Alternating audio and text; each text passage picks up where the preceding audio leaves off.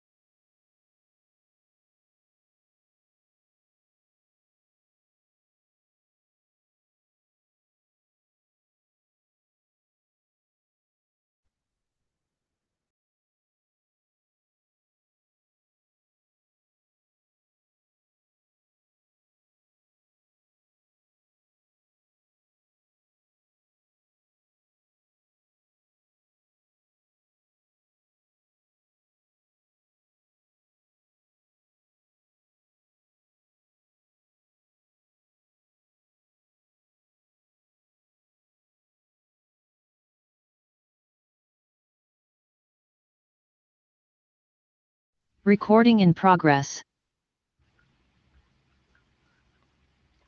Recording stopped. Ay, muchachos, ya que su compañera no sabía que tenía el Zoom ilimitado, dice. Ay, sí. Para eso lo creaba yo, pues. A ver, se parecen a... Ya tengan a la mano varios links, ¿ya? Lo pasan por el chat cuando falta 5 minutos antes y migramos, ¿ya?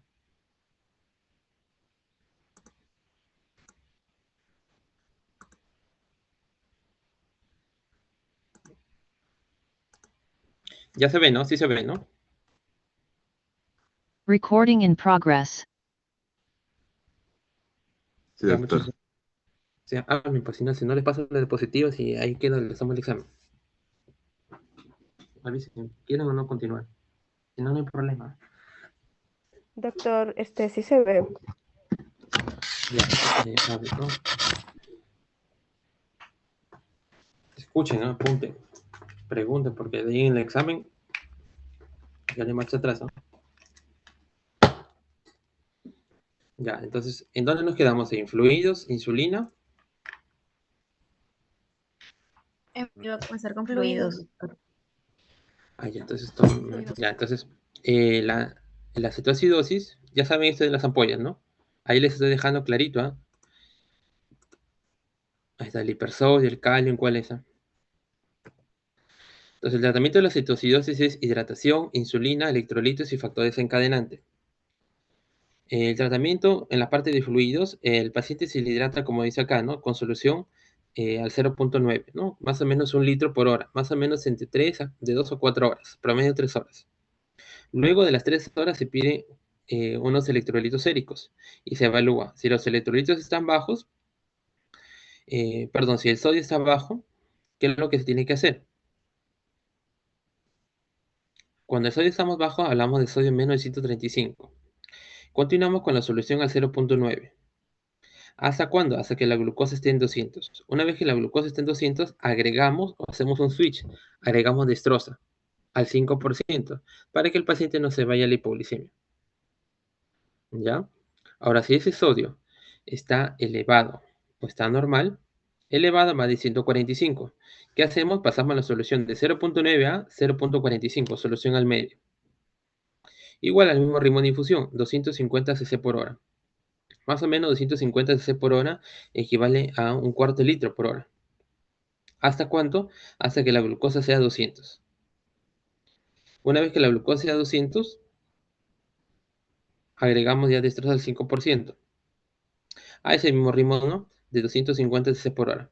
Por ejemplo, ¿no? Si el paciente empezó con 800 de glucosa y a las 8 horas ya está en 200, bajamos la infusión.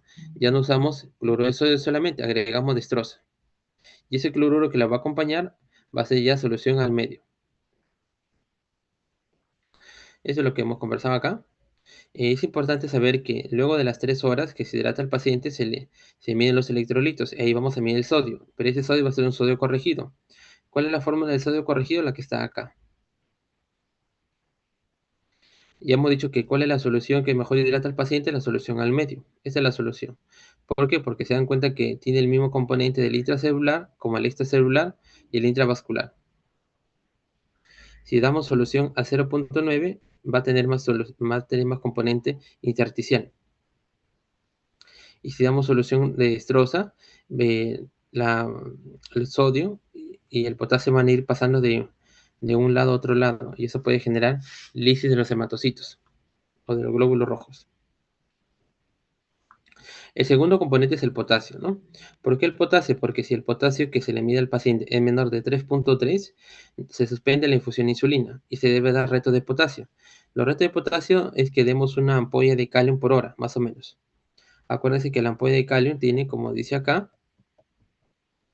17 equivalentes. Entonces, ¿cuánto te piden dar? Más o menos te piden dar 20 a 30 equivalentes por hora, o sea, una ampolla por hora. Hasta mantener el potasio entre 4 a 5. Si el potasio es mayor de 5.2, no damos reto de potasio. Y si está entre 3 a 5.2, agregamos una ampolla de calio en el frasco. Siempre y cuando tengamos un buen flujo urinario. ¿Por qué hablamos de esto? ¿No? Porque acuérdense que el riñón se encarga de eliminar el fósforo y el potasio. Si el paciente tiene insuficiencia renal en diálisis, obviamente no podemos dar potasio, porque el paciente que se dializa no elimina potasio y le podemos originar una hipercalemia. Y la hipercalemia es mortal, ¿no? El paciente puede tener infarto de miocardio o una fibrilación auricular. El bicarbonato, ¿no? Damos bicarbonato solamente si el pH es menor de 6.9. Mayor de 6.9 no damos bicarbonato. ¿Ya, muchachos? Menor de 6.9 damos 100 milimoles. 100 milimoles equivalen a decir 5 ampollas de bicarbonato en 400 cc de agua destilada, más una ampolla de calio. Y lo pasamos en 2 horas. Lo volvemos a repetir si el pH es mayor de 7.0.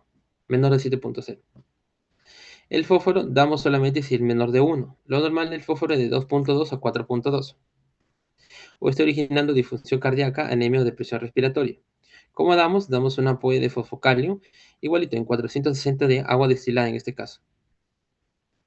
Esto justo a la hora que se cortó, le estaba comentando de un caso, ¿no? Teníamos un paciente que ingresó por cetoacidosis al hospital, ¿no? Se le corrigió la glucosa, se manejó la hidratación, se manejó el sodio, se manejó el potasio y el paciente se murió. Se evaluó el caso del paciente, se llevó a una discusión y era porque nadie le había visto que el fósforo estaba menor de 1. Y el fósforo menor de 1 le generó depresión respiratoria y le generó disfunción cardíaca. Entonces es importante ver el fósforo en ese lado. El tratamiento, el tercer pilar es la insulina, ¿no? O el último pilar es la insulina. La insulina tenemos 2 rutas, ¿no? La ruta que uno lo puede dar endovenosa o subcutánea. La subcutánea, chicos, generalmente es cuando utilizamos para pacientes con cetoacidosis diabética leve y utilizamos lapiceros, como le mostré al inicio, el lapicero de insulina. Pero son cosas para casos particulares o de clínica. Lo que ustedes van a ver el día a día es en el hospital. En el hospital utilizamos nosotros la ruta endovenosa, la de ACABE. Utilizamos un bolo de 0.1 unidades por kilo de peso endovenoso de insulina R. Por ejemplo, si el paciente pesa 80 kilos, 80 por 0.1, 8. 8 unidades en bolo, en la vena, directo. Y luego ya le colocamos la bomba de infusión y colocamos 8 unidades por kilo por hora, porque es 0.1 en infusión. Y le vamos midiendo la glucosa en el dedo cada 2 horas, cada 2 horas, cada 2 horas. ¿Por qué? Porque puede pasar, ¿no? Había un alumno de reciente de emergencia, ¿no? Que empezó con la glucosa en 600, dijo, y empezó a las 12 de la noche, dijo, ya, me voy a descansar un rato. Se levantó a las 5 de la mañana y le encontró la glucosa en 70. Entonces en 5 horas lo puedes llevar rapidísimo, de 600 a 70. Por eso dice que chequee la glucosa. ¿Qué pasa? ¿Por qué chequea la glucosa? Porque si baja menos de 200 en cetoacidosis, tenemos que bajar la infusión. Ya no usamos al 0.1, sino al 0.05, o sea, bajamos la mitad. Entonces, si la glucosa baja menos de 200 en la cetoacidosis o baja menos de 250 en el estado hiperglicémico hiperosmolar, ¿qué hacemos? Bajamos la dosis a la mitad. Si el paciente estaba con 8 unidades por hora, bajamos a 4 unidades por hora. ¿Hasta cuándo? Hasta que se resuelva, ¿no? Se resuelve, es decir, que se mantenga la glucosa entre 150 a 200. Esta es la meta.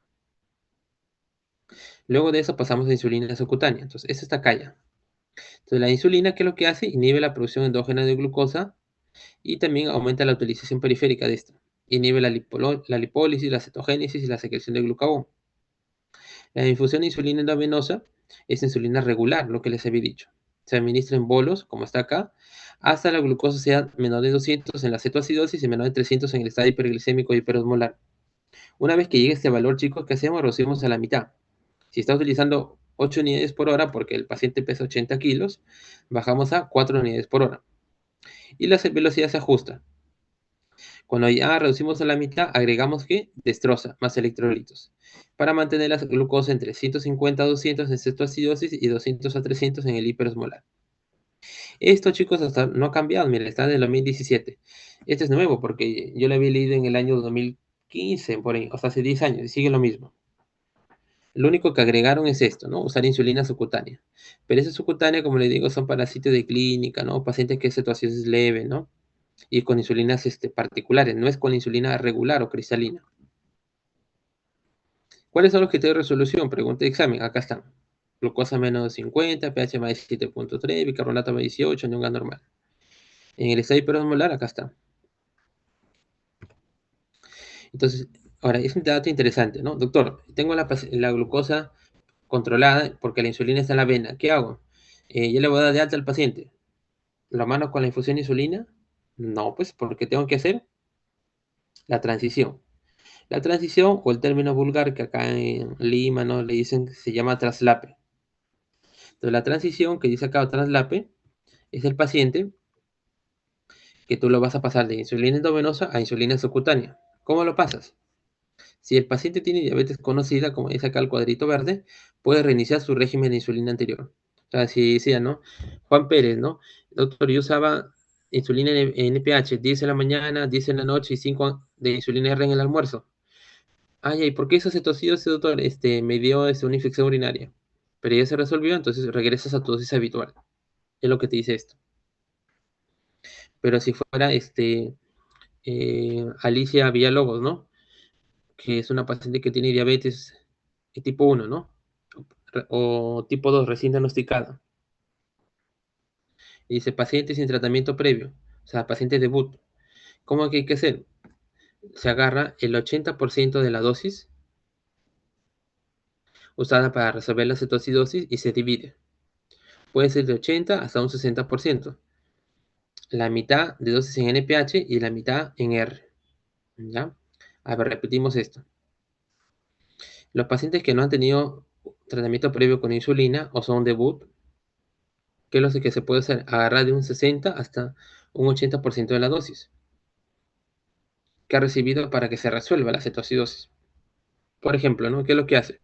Entonces, uno revisa y le pregunta a la enfermera, licenciada, hoy día, domingo 27, a las 10 de la mañana se resolvió la cetoacidosis. Entonces, yo pregunto, del sábado 26 hasta el domingo 27, ¿cuántas unidades de insulina recibió el paciente? Doctor, recibió 20 unidades, perdón, 50 unidades.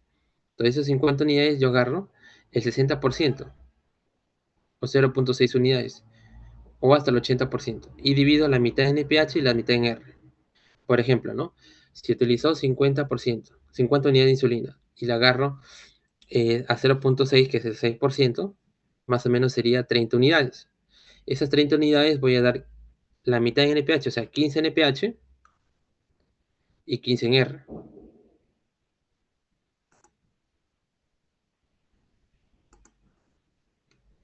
Entonces, si el paciente pesa, ¿no? Perdón, si el paciente utilizó, el paciente usó 50 unidades para resolver la cetoacidosis. Entonces, yo lo puedo agarrar de un 60 hasta un 80% de lo que utilizó, porque no lo puedo dar con el 100%. Eso se debe porque ese 20% es el estrés del paciente estando en emergencia. Entonces, el 60% de 50 es 30 unidades. Esas 30 unidades, ¿qué es lo que hacemos? Dividimos. ¿Cómo dividimos? La mitad en NPH en R. ¿Cuánto vamos a darle? 15. de NPH y 15 en R. Ya hemos dicho que la R se da antes de cada comida, ¿no? Entonces daríamos unas 4 unidades en el desayuno, unas 8 unidades en el almuerzo y unas 3 unidades en la cena, porque uno cena menos, ¿no? Y están las 15 unidades. Generalmente uno nomás come. ¿Ya? Entonces, eso es por un lado. Y la NPH daríamos 2 tercios en la mañana, 1 tercio en la tarde. 10 en la mañana, 5 en la tarde-noche. Ahí está el esquema. Ahora, cuando hablamos de esto, es para la transición a insulina SC, que es insulina subcutánea. En cambio, que en los que tienen ya diabetes conocida, van con su misma dosis. Otro dato importante es justo que vimos con uno de sus compañeros de que estábamos en UCI y el paciente estaba recibiendo insulina endovenosa e insulina subcutánea a la vez. Y eso es una burrada, ¿no? Es una burrada que se ha hecho en UCI, ¿no? Y vimos que la licenciada le cortó la insulina NPH y le estaba poniendo ya subcutánea. Y esa es otra burrada. ¿Por qué? Porque esto, mire, ¿no? Debido al tiempo corto de la vida media de la insulina, como ven acá, 5 a 10 minutos, si tú le cesas de forma abrupta la insulina R, porque la que está que se coloca es insulina R, puede resultar en una hiperglicemia de rebote y hacer una cetoacidosis. Entonces, ¿qué debe pasar? Debe esperar 2 horas para suspender la insulina en infusión, cuando ya se administró insulina NPH. Muy bien. Entonces, ¿cuáles son las complicaciones de la cetoacidosis? Puede ser hipoglicemia, que es lo más frecuente, hipopotasemia, o sea, se le baja el potasio. Ya le hemos dicho que es porque pasa, ¿no? El potasio del intracelular al intracelular. Edema cerebral, eso generalmente es en niños, porque hay mucha hidratación. Al niño no se le hidrata con solución al medio, sino con solución, pero no se le hidrata con solución al 1, sino con solución al medio. Rhabdomiólisis por el riesgo de insuficiencia renal e hipercoagulabilidad. Entonces hay que tener cuidado que el paciente que tiene cetoacidosis tiene mayor riesgo de trombosis venosa profunda y eso da un tromboembolismo pulmonar. Entonces hay que darle enoxaparina, dosis profiláctica. Muy bien, vamos a pasar a hipoglicemia. Para hipoglicemia es algo ya más, es algo que se puede dar tanto en casa como en urgencias, ¿no? Para hipoglicemia nosotros hay que evaluar el historial de hipoglicemia en cada encuentro clínico con los pacientes. Hay que preguntarle, ¿no? ¿Cómo nos damos cuenta? Porque el paciente te puede decir, doctor, en la madrugada me levanté porque estaba sudando, doctor, o tenía pesadillas, o me dio hambre. Entonces, ese es un signo de hipoglicemia. Hay que evaluar a los pacientes con alto riesgo de hipoglicemia o hipoglicemia grave frente al temor de esta hipoglicemia una vez al año y cuando este sea clínicamente apropiado. Los médicos deben considerar el riesgo de hipoglicemia de un individuo al seleccionar medicamentos para la diabetes. Entonces hay que tener cuidado, ¿no? ¿Cuáles son los medicamentos? Pregunta de examen, ¿el medicamento que más genera hipoglicemia? La sulfonilurea, saliglibenclamida. Y el inyectable es la insulina, ¿no? El uso del monitor continuo de glucosa, si bien es beneficioso, se recomienda en personas de alto riesgo de hipoglicemia. Alto riesgo de hipoglicemia se refieren a estos, ¿no? Los pacientes que tienen poca esperanza de vida. Los pacientes oncológicos, los que se dializan, los que tienen cirrosis. Los adultos mayores, tu abuelito, mi abuelita, ¿no? O sea, no le vamos a dar glibenclamida a estos pacientes altas dosis, hay que pensar, ¿no? Porque le puede dar hipoglicemia y la hipoglicemia genera mayor mortalidad. En cambio, con un paciente joven como ustedes, como yo, de repente que es un paciente deportista o un niño, tiene menor riesgo de hipoglicemia. Por eso habíamos hablado la vez pasada que mientras más adulto mayor, más complicaciones, menor esperanza de vida, la glicosilada va más alta. Mientras más jóvenes como ustedes, la glicosilada más baja. Entonces hay que tener cuenta con esto, ¿no? Pacientes que tienen más riesgo de hipoglicemia, miren, largo tiempo de duración de la diabetes, riesgo de altos tratamientos que tienen polifarmacia, tienen complicaciones cardiovasculares. Entonces la hipoglicemia se define por la triada de Whipple. Ahí le dejo para que averigüen por pregunta el examen. ¿Cuándo es la hipoglicemia? Cuando la glucosa es menos de 70 en el paciente diabético. En el no diabético, menos de 55. O sea, si usted me dice, a ver, si agarro acá mi celular, ¿no? A ver, de las delegadas, ¿no? María La Madrid me dice, doctor, tengo mi glucosa en 60. ¿Está normal o no está normal? Está normal, porque ella no tiene diabetes. Para decir que está hipoglicémica debe ser menos de 55. Pero si me dice, María José, me dice, mi papá está con diabetes, doctor, y se le ha bajado la glucosa a 69. Ahí cambia la cosa. Él sí tiene hipoglicemia. ¿Ya? Es importante saber eso. Entonces hay que evitar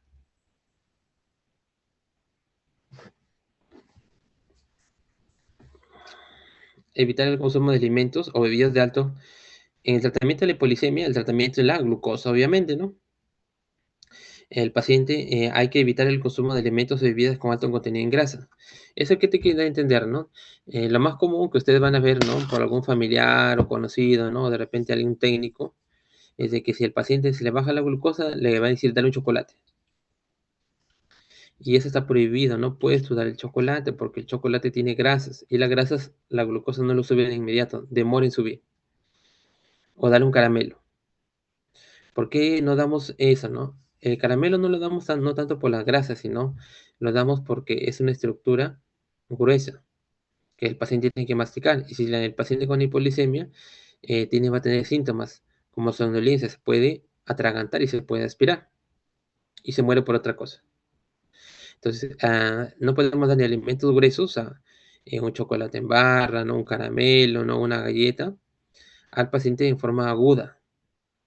No le podemos dar, dale un huevo sancochado o darle una porción de queso. No le podemos dar como tratamiento inicial.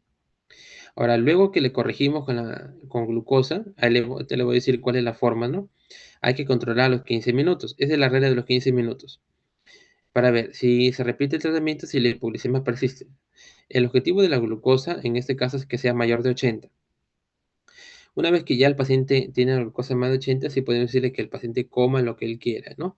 O en este caso, alimento que suba su glucosa de forma más lenta. Ahí sí puede contener grasas o proteínas. Se debe recetar glucagón, que es la hormona.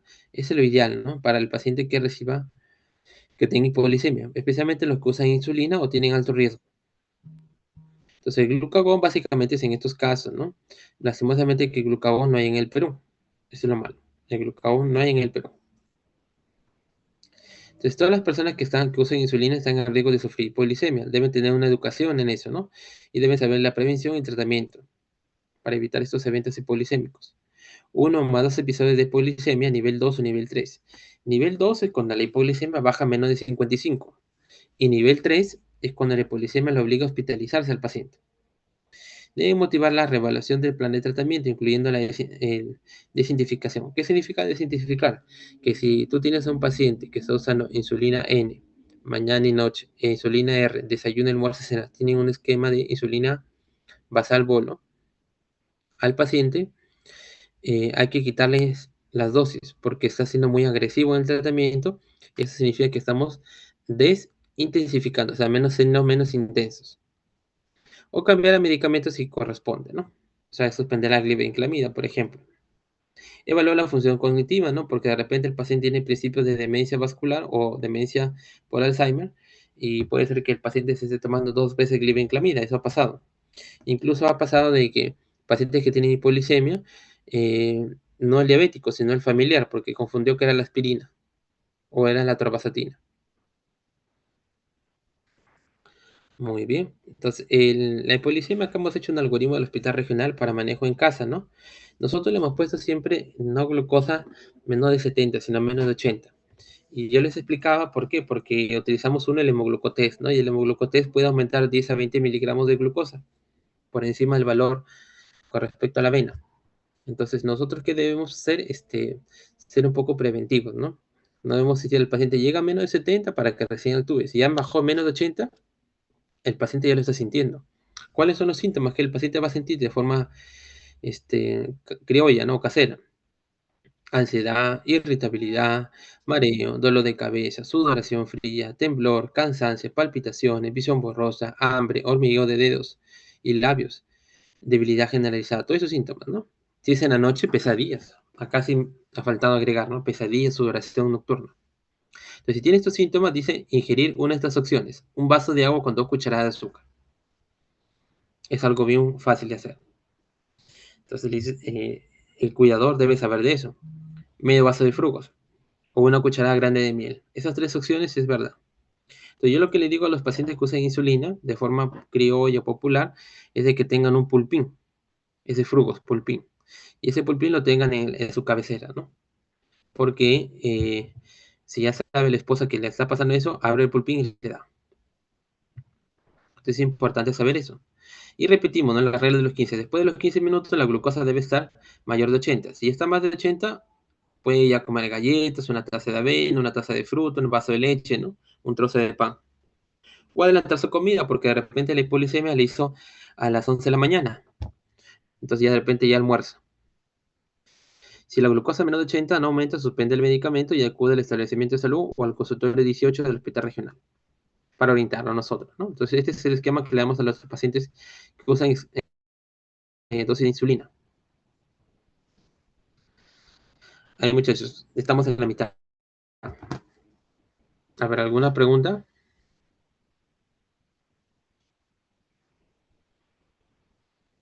No, doctor. Muy bien. Entonces las complicaciones crónicas son estas, ¿no?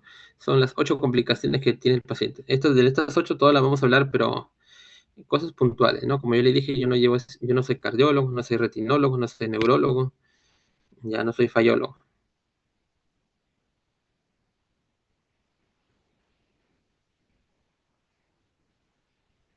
Entonces, ¿qué complicaciones hay? Complicaciones microvasculares y macrovasculares. Pregunta de examen, ¿ah? ¿Cuáles son microvasculares? Neuropatía, retinopatía, nefropatía y neuropatía autonómica. Macrovasculares, falla cardíaca, problema coronario, ¿no? Cuando hablamos de problema coronario, ya saben que es el infarto de miocardio, cerebrovascular, el stroke y la enfermedad arterial periférica. Para que se dé el pie diabético, tiene que el paciente tener o neuropatía o enfermedad arterial periférica, o los dos. Por eso que por acá está pie diabético y por acá estas complicaciones. Entonces, en la enfermedad cardiovascular vamos a hablar de 3 puntos: hipertensión, cardiopatía isquémica o falla cardíaca. La enfermedad arterial periférica la vamos a ver junto cuando veamos pie diabético.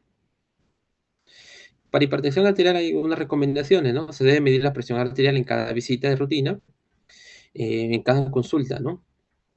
La hipertensión arterial se define en el paciente diabético más de 130/80, tomada en 2 o más oportunidades y en 2 o más ocasiones. Más de 130/80, ya por si acaso, mayor o igual. En el paciente con diabetes. El paciente que no tiene diabetes es otra historia. Si el paciente con diabetes tiene la presión más de 180/110, se considera ya hipertenso, ya por una sola visita. Si él le salió más de 18/10, es como la glucosa, más de 200 y es diabético. Más de 180/110 ya es hipertenso. Ahora, si es más de 130/80, no se considera así. ¿Por qué? Porque tiene que medirse, hacer un promedio de 2 o más mediciones, en 2 o más ocasiones, ¿no? Recording stopped. Por eso que el paciente, hablamos de lo que se llama esto de la Recording in progress. hipertensión de bata blanca, esto.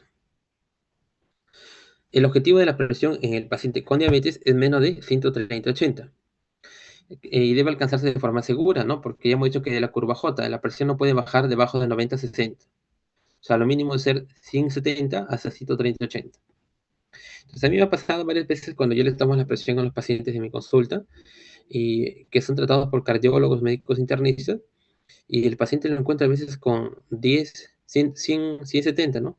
Y se marea. Y está usando un tratamiento combinado, o sea, usa 2 medicamentos para controlar la hipertensión. Entonces, uno ya, ustedes como médico general o como médico en casa, mi endocrinólogo, entonces nosotros hacemos el hincapié, ¿no? Uno ya sabe, ¿no? Lo digo yo, no lo dice yo. ¿Quién lo dice? Acá está la referencia, ¿no? Lo dice el Cuidado de Diabetes, volumen 43, enero de 2025. Este es el ADA, ¿no? O sea, esta información que yo les traigo es la información que se publicó hace 3 meses. Entonces, acá está escrito, ¿no? ¿Cuándo debes llegar a la presión? A 130/80. Y no llegar a ese umbral de baja. ¿Por qué? Porque el paciente se marea, se puede caer, le puede dar un síncope y se muere por eso. Entonces, ¿qué hace uno? Vamos desintensificando, o sea, de lo que era intenso el tratamiento lo vamos desintensificando. Igualito que la insulina. Si utilizaba 2 medicamentos, lo bajamos a uno solo. Si utilizaba 3, lo bajamos a 2. Por ejemplo, ¿no? El paciente toma diurético tiacídico, hidroclorotiazida, losartán y amlodipino, quitamos la hidroclorotiazida. Si el paciente toma amlodipino más losartán, quitamos amlodipino. Obviamente, si el paciente siente esos síntomas y la presión, vemos que está en ese rango, ¿no? De 170 para abajo, ¿no? En embarazadas con diabetes e hipertensión crónica, el umbral de hipertensión de presión arterial debe ser máximo 140/90 para inicio justo de dosis. porque esto ha demostrado menor riesgo de hipertensión grave, ¿no? Sin aumentar el riesgo de los pequeños para la edad gestacional, ¿no? Entonces su presión debe ser máxima hasta 140/90. Ahí sube un poco. Hay que monitorizar la creatinina, porque cuando a un paciente tú le das un YECA o un ARA2, el YECA ya saben que es el enalapril, captopril y sinopril. Y el ARA2 es el losartán, irbesartán, candesartán, olmesartán. Entonces, cuando se utilizan estos tratamientos, van a aumentar la creatinina hasta un 30%. Si aumentara más del 30%, hay que tener cuidado porque puede ser injuria renal aguda. Pueden alterar el potasio, especialmente los inhibidores de los receptores de mineralocorticoides, la espironolactona y el último que está de moda, que es la finerenona. Entonces, en el tratamiento de estos pacientes, las personas con hipertensión arterial, ya más de 130/80, deben tener cambios en el estilo de vida, que debe ser bajar de peso. Uno de los puntos importantes es bajar de peso. Si tú bajas más de un 5% de tu peso, la hipertensión se mejora. Dejas de recibir un medicamento. Si bajas un 10%, puedes incluso curarte de la hipertensión. Eso cuando está indicado. ¿Qué tipo de alimentación hay que recibir? DASH. La alimentación DASH es una alimentación que reduce la ingesta de sodio y aumenta la ingesta de potasio. Modera la ingesta de alcohol y es una alimentación con altas verduras, con frutos secos. Entonces, el hipertenso tiene una dieta DASH y el diabético tiene una dieta mediterránea. ¿Ya? El paciente tiene que dejar de fumar y aumentar la actividad física. El tratamiento de la hipertensión debe incluir fármacos que hayan demostrado reducir los eventos cardiovasculares, como los inhibidores YECA y los antagonistas de los receptores de angiotensina ARA2. Se recomienda como tratamiento también de primera línea a pacientes con diabetes y enfermedad coronaria. O sea, si el paciente es diabético infartado, debe utilizar YECA o ARA2. Si es diabético con presencia de albúmina en orina, ese cociente albúmina-creatinina, que sea mayor de 30, también debe utilizar YECA o ARA2. Entonces es importante esto, chicos, ¿ya?